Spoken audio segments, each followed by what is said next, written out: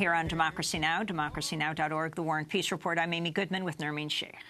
Another suspect in the brutal beating of a young African-American man during the recent white supremacist rally in Charlottesville, Virginia, has been arrested in Georgia. 33-year-old Alex Michael Ramos is charged with malicious wounding for allegedly attacking anti-racist protester DeAndre Harris during the Unite the Right rally. Earlier this week, police in Ohio also charged 18-year-old white supremacist Daniel Borden in connection to Harris's attack.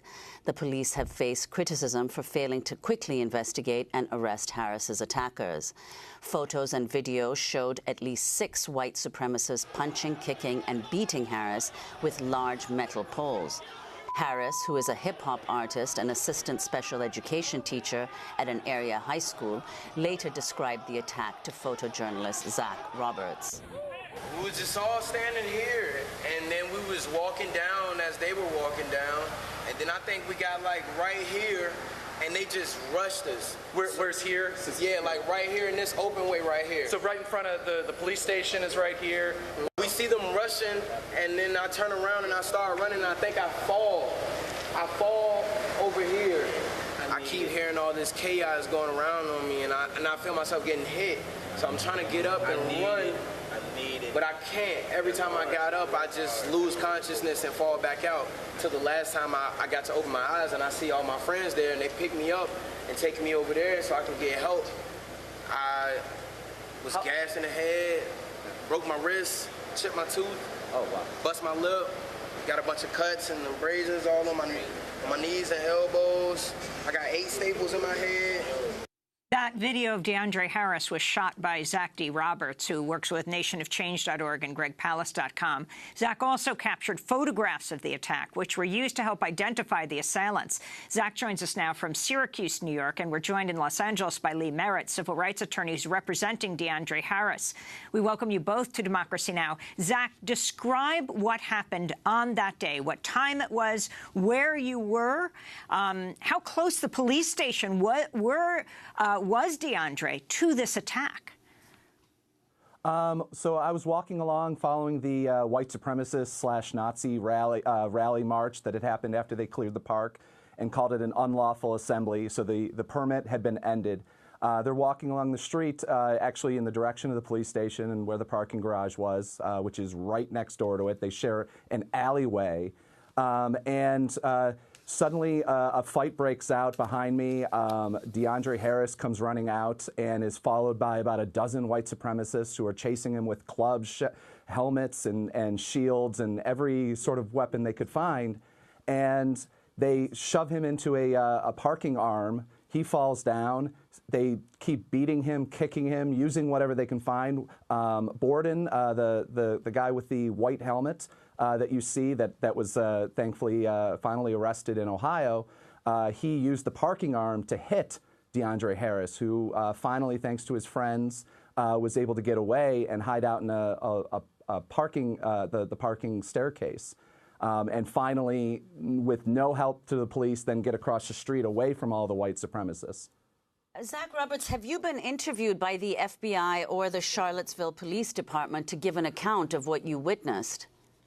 I did talk to the FBI for about 25 minutes, and the only thing that they had any interest in, I tried telling my story to them, but the only thing they had any interest in talking to me about was how they would get all of my photos, everything I had. Now, mind you, that's around 300 gigs, and if you go to their website to upload files, they allow 4 uploads of files, and it's a 256 meg limit, which means that anybody sharing an iPhone photo would have a problem sharing more than a handful of images. So I'm not quite sure that they actually want to. The Charlottesville Police Department, mind you, finally contacted me through my photography website, not via the FBI, not via my cell phone, not any sort of contact whatsoever that you would imagine that a law enforcement agency would do.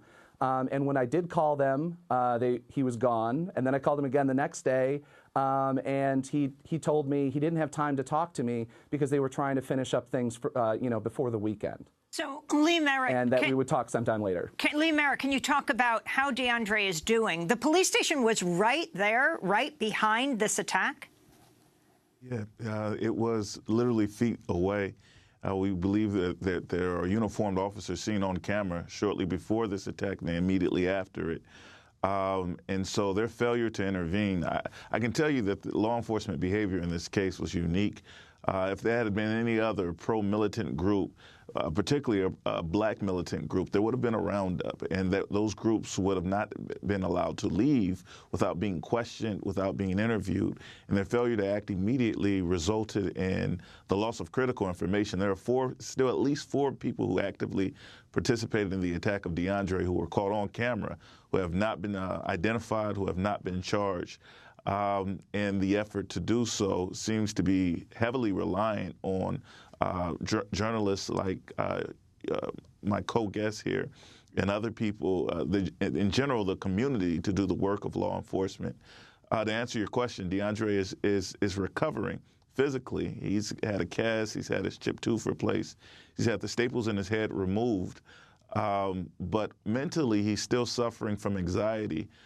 He's found it very difficult to operate in crowds. He tried to go into the mall recently, he discussed with me, and had to leave just because of an anxiety attack, which makes it very difficult to do his job, which is to be a teacher, to be up in front of students. And so he's had to resign his post from the Charlottesville public school system. And we're working on getting him treatment and care so that he can fully recover mentally as he's on the mend physically. And your response to the two arrests so far, Lee? Again, while we're happy that arrests are going forward with the extradition or extraditing of Alex Ramos from Georgia and the arrest of Borden in Ohio, these two men were identified immediately by journalists who covered the rally. There have been no additional identifications of any of the other participants by law enforcement. And so we just hope that people don't settle with these two arrests and that law enforcement doesn't think that the job is done with these arrests. I'm also concerned in these arrests that they have been undercharged. Each were charged with one felony account of a malicious assaulting. We're talking about a group of white supremacists who attacked a young black male at a white supremacist rally while shouting racial slurs. If this isn't if this doesn't set the table for hate-based criminal charges, I don't know what I want to will. thank you both for being with us. Lee Merritt, civil rights attorney representing DeAndre Harris, and Zach Roberts, freelance journalist. Thanks so much for being there. This is Democracy Now! I'm Amy Goodman with Nermeen Sheikh.